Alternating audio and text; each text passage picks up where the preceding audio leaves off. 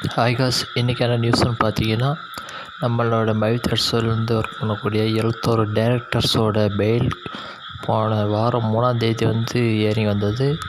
அந்த ஹியரிங் டேட்லேருந்து மாற்றி வச்சுருந்தாங்க. நெக்ஸ்ட் டேட் 7ஆம் தேதின்னு மாற்றி வச்சுருந்தாங்க. அந்த 3ஆம் தேதி இந்த ஹியரிங் நம்மளுக்கு சாதகமாக, நம்மளுக்கு பாசிட்டிவாக பேசியிருக்காரு. தனபால் சார் நம்மளுக்கு சாதகமாக தான் பேசியிருக்காரு.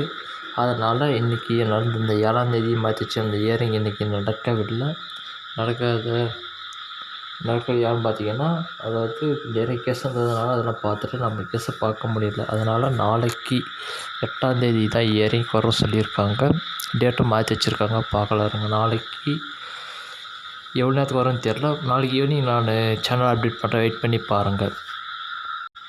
அதோட நம்மளோட மைவித்தர்ஸ் மெம்பர்ஸில் மேக்ஸிமம் 95% பீப்புள்ஸ், அதாவது நம்மளோட அப்டேட் எல்லாமே கவனிச்சிட்டு இருக்கிறவங்க.